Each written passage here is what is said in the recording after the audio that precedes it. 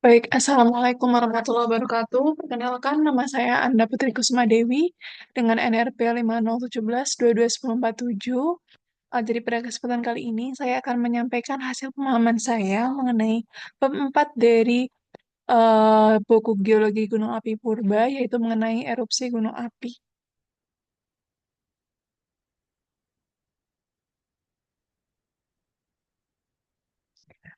Jadi erupsi merupakan proses keluarnya magma dari dalam bumi, yang dimana proses ini bisa berupa ekstrusi, yaitu ketika magma benar-benar keluar ke permukaan dan membentuk batuan ekstrusif seperti lava dan juga piroklastika. Atau yang kedua, yaitu intrusi, yang dimana saat magma membeku di bawah permukaan membentuk batuan intrusi di dangkal.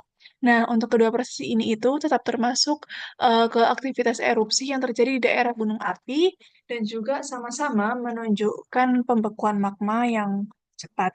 Nah, kadang yang keluar hanya gas vulkanik, namun jika intrusinya masih di dalam tubuh gunung api, tetap tergolong erupsi.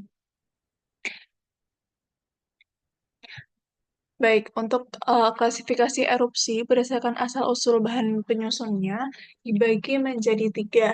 Yang pertama yaitu erupsi magmatis, yang dimana erupsi magmatis ini benar-benar mengeluarkan magma dari dapur magma ke permukaan, yang dimana menghasilkan lava dan material piroklastik.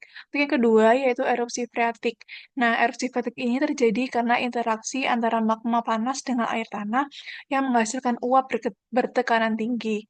Untuk material yang keluar bukan hanya magma, tetapi batuan di sekitar kawah. Contohnya ada letusan kawah Hinila di Dieng. Untuk yang ketiga yaitu erupsi freatomagmatis. Erupsi freatomagmatis ini merupakan campuran antara keduanya. Jadi di mana magma panas masih berinteraksi dengan air, sehingga menghasilkan uap dan sebagian material magma yang ikut terlontar. Nah, untuk letusan dari erupsi freatomagmatis ini menjadi tahap peralihan sebelum letusan magmatik murni terjadi. Nah, untuk gambar di sebelah kanan ini merupakan penampang erupsi magmatis.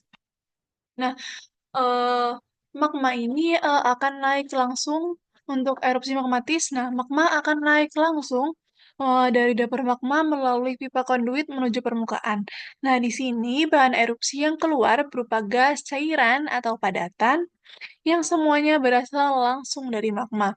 Proses fragmentasi ini terjadi di dekat permukaan saat tekanan gas meningkat, akan menghasilkan letusan berupa lava, abu, dan juga gas vulkanik. Nah, untuk yang bawah ini merupakan penampang erupsi freatik. Untuk penampang erupsi freatik ini, magma tidak akan sampai ke permukaan. Nah, magma yang panas hanya berfungsi sebagai sumber panas yang memanaskan air tanah di lapisan akuifer. Untuk pemanasan ini membentuk uap bertekanan tinggi dan ketika tekanan uap tersebut melebihi kekuatan batuan penutup, maka terjadi letusan. Nah, untuk material yang terlontar bukan berasal dari magma, melainkan dari batuan penudung atau batuan tua di sekitar kawah. Next, yaitu klasifikasi erupsi berdasarkan sifat kegiatan. Nah, untuk ini dibagi menjadi tiga. Yang pertama ada erupsi lelehan atau efusif. Ini terjadi saat magma keluar dengan tenang dan juga mengalir membentuk lava atau kubah lava. Untuk hasilnya yaitu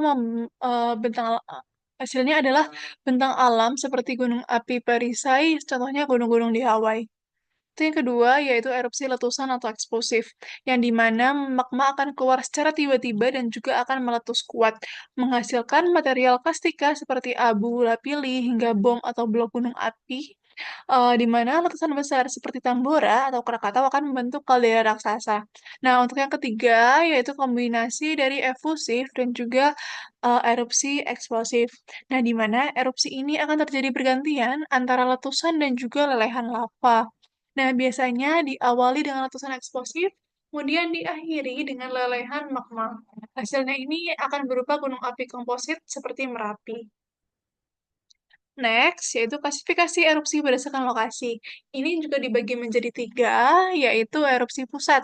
Yaitu erupsi, yang pertama ada erupsi pusat atau central eruption yang terjadi tepat di kawah utama. Nah, biasanya di puncak kerucut gunung api yang merupakan tipe paling umum seperti yang sering ada di Indonesia. Yang kemudian yang kedua yaitu erupsi lereng atau flank eruption, yang di mana, erupsi yang muncul di bagian lereng gunung api. Nah, jika muncul dari satu titik itu disebut erupsi terminal, sementara bila muncul dari beberapa titik yang tersusun memanjang, disebut erupsi celah atau linear. Nah, contohnya bisa ditemukan di gunung-gunung dengan aktivitas lateral seperti di Hawaii. Yang ketiga yaitu erupsi sentris, yaitu, erupsi yang muncul di luar tubuh utama gunung api. Nah, biasanya di kaki atau dataran sekitarnya. Nah, tipe ini menunjukkan bahwa jalur magma sudah menyebar ke arah luar dari saluran utama gunung api. Next, yaitu mekanisme erupsi.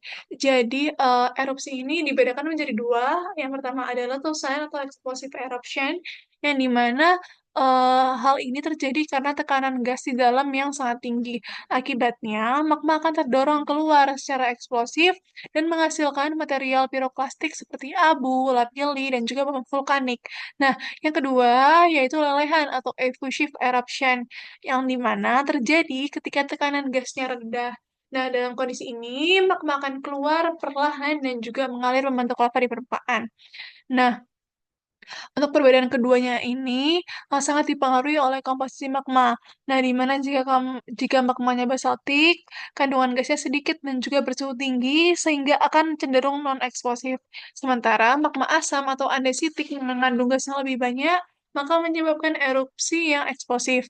Nah, untuk gambar yang di sebelah kanan ini merupakan gambar dari mekanisme erupsi oleh Fisher dan juga Skiminkle pada tahun 1984.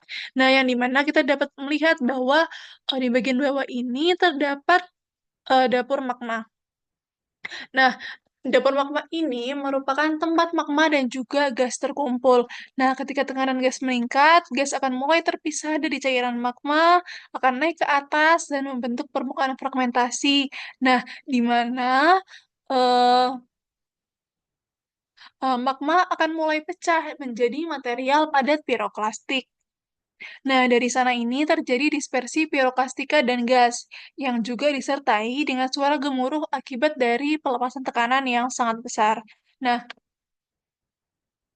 next yaitu tipe erupsi gunung api. Jadi, tipe erupsi gunung api dibagi menjadi beberapa tipe yang di mana terdapat yang pertama yaitu tipe Hawaiian, yang di mana erupsi ini bersifat efusif dan lava mengalir dengan tenang karena magmanya encer dan kandungan gasnya rendah. Untuk Hawaiian ini, letusannya tidak eksplosif dan biasanya menghasilkan aliran lava luas seperti di Gunung Mauna Loa dan Kilauea di Hawaii. Yang kedua yaitu tipe Strombolian yang letusannya terjadi secara periodik dan juga pendek, menghasilkan lontaran lava pijar dan bom vulkanik. Contohnya ada di Gunung Stromboli. Yang ketiga yaitu, tipe vulkanian, yaitu erupsi dengan tekanan gas yang lebih tinggi, dengan letusannya lebih kuat dan menghasilkan kolom abu sekitar 3 sampai 15 kilometer. Untuk material piroklastiknya juga tebal, contohnya ada di Gunung Vulcano dan juga Kelut. Yang ketiga, yaitu ada tipe Plinian. Contohnya, terdapat di Gunung Vesuvius dan juga Krakatau. Nah, untuk gunung ini, letusannya sangat kuat dan juga eksplosif dengan kolom abu mencapai lebih dari 30 kilometer. Untuk yang terakhir ada tipe Ultraplinian, yang di mana letusannya sangat kuat dan juga eksplosif dengan kolom abu mencapai lebih dari 30 kilometer. Contohnya ada Gunung, eee, Tambora dan juga Gunung Toba. Adapun, untuk gambar yang di sebelah kanan ini merupakan tipe erupsi gunung api di dunia.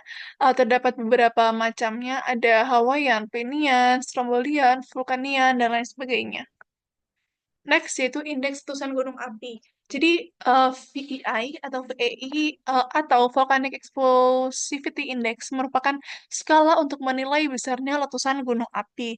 Nah, VEI ini, memiliki nilai dari 0 sampai 8, yang di mana nilai VEI 0 menunjukkan erupsi lelehan atau non-eksplosif, sedangkan untuk semakin tinggi nilainya, maka letusannya akan menjadi lebih eksplosif dengan volume lontaran, tinggi kolom abu, dan durasi letusan yang semakin besar.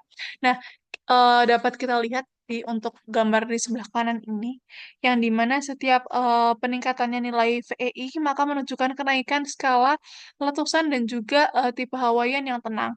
Untuk hingga Plinian dan Ultraplinian yang sangat besar dan merusak. Contohnya letusan dengan VI tinggi Yaitu Gunung Tambora dengan nilai VI 7 dan juga Krakatau dengan nilai VI 6.